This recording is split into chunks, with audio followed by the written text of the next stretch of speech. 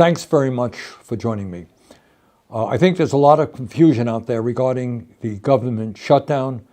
How did it happen? Why is it continuing? How do we resolve it? I think these are the questions that are on people's minds.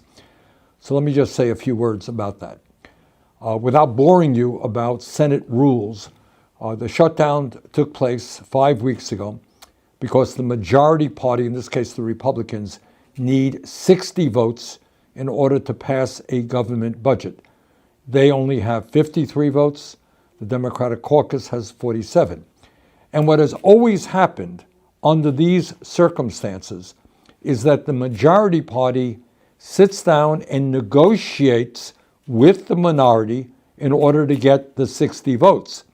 That always happens, except now. For the first time that anyone can remember, Republicans have said it is our way or the highway. We are not negotiating it. You take it or you leave it, and that's the way it is. And then to add insult to injury, to make it clear that they have no intention of negotiating, unbelievably, at a time when federal employees are not getting paychecks, when kids are being threatened without getting the nutrition they need through the SNAP program, when air traffic controllers are not being paid, in the midst of all of that, the Republican Speaker of the House, Mike Johnson, has given his members of the House of Representatives, a 6-week paid vacation. Incredibly, they are not here in Washington, D.C. They are home. God knows doing what. So in the midst of a government crisis, but the Republicans of the House have said, you don't have to come to work. I mean, that's really quite unbelievable. So what are the issues that need to be negotiated? When we talk about negotiations, what are we talking about? And let me tell you what they are. If Democrats, and myself as an independent, were to agree to the Republican clean resolution, it would mean that over 20 million Americans would see a doubling in their health care premiums through the Affordable Care Act.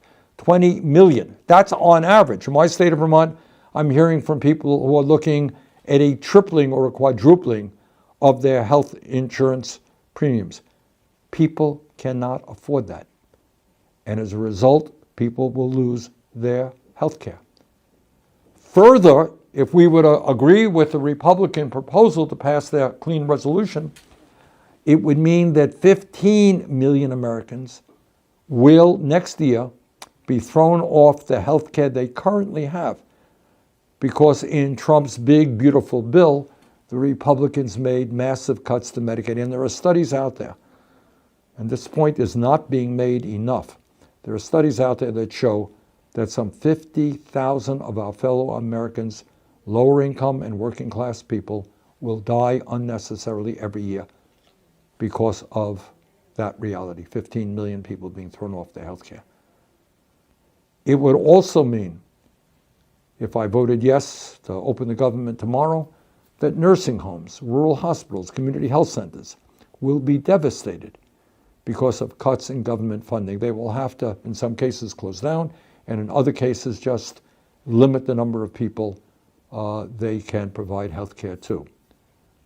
And by the way, I should mention, as many of you know, that all of those massive cuts to Medicaid and the Affordable Care Act were done for one reason, and that is to give $1 trillion in tax breaks to the top 1%. Well, you may disagree with me, but I happen not to believe that Elon Musk, worth $500 billion, or Jeff Bezos, or Mark Zuckerberg, or Larry Ellison, or the other multi-billionaires need a tax break in which results in millions of people losing their health care. Just think about it. Tax breaks for Elon Musk and people losing the health care they need to stay alive. Doesn't make a lot of sense to me. Now, for those of you who may be following inside the Beltway politics, you may have heard that there are certain negotiations going on between moderate Democrats and Republicans. And I must tell you that I am strongly opposed to the proposal that is being floated about. What the proposal suggests is that Democrats will be given the opportunity to write their own bill to extend the tax credits for the Affordable Care Act, and that they will be able, that the Republican leadership will give them a vote on it. In exchange, they will vote for a Republican proposal to reopen the government. Sounds good. Good idea, right? It is not. The devil is in the details. The Republicans would agree to Democrats writing a health care bill because they know that even if that proposal were to pass here in the Senate, it would go nowhere in the House. House would not entertain it. And if by some amazing chance it were to pass in the House, Donald Trump would veto it. So in other words, it amounts to an empty gesture. Some of my colleagues would feel great. They can go back home and they say, you know what, I cast the vote. Here's the bill that I voted for, great bill. It would have prevented your health care premiums from doubling. It would have prevented millions from losing their health care. Hey, I'm a great guy. But they understand that that bill was doomed to go nowhere in a hurry. It would do absolutely nothing to protect the health care needs of the American people. And that is not something that I can support, nor should any other member of the Senate. Now, as some of you know, importantly, there were elections yesterday all across the country, significantly in New Jersey, in Virginia, in New York City, and elsewhere. And the reality is that from one end of this country to the other, from California to New York, Democrats did very well. And there are a lot of reasons why people win elections, that's for sure. But one of the reasons, in my view, is that people are sick and tired of the Republican attack against the working families of this country.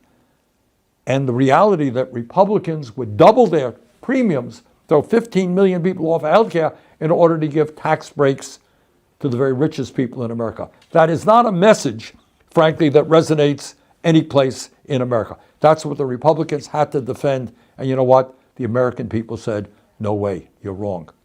Even Donald Trump, interestingly enough, just acknowledged this morning that the shutdown has been, quote, worse for us Republicans than for them. And that Republicans are getting killed. That's Donald Trump. And he's right. He's right. The Republicans are getting killed because the American people, understandably, can't afford to see a doubling in their health care premiums in order to give tax breaks to billionaires. That's why the Republicans are losing on this issue. And it's not just yesterday's elections. Poll after poll says the same thing. People are holding Republicans accountable for the shutdown because they refuse to negotiate to protect the health care of millions of Americans. Now, I want to see the shutdown ended as soon as possible, and so do you. It is hurting a lot of people. And what we need, what we desperately need, is an agreement on legislation that will really and truly protect the health care needs of the American people. And that legislation that we agree on, the proposal that we agree on, must have a guarantee that it will pass the House and that it will be signed by the President. Otherwise, it is a meaningless gesture. That is the commitment that we need. So in this very difficult moment in American history, when working families are under attack, when the billionaire class has never had it so good, when we are moving every day toward authoritarianism under a president who wants more and more power for himself, we have got to stand tall. We got to represent the needs of the working families of this country. That's what yesterday's election was about. That's what they want us to do. And to fold right now, to give in to the Republicans, despite massive opposition from the American people, would be a serious, serious mistake. Thank you very much.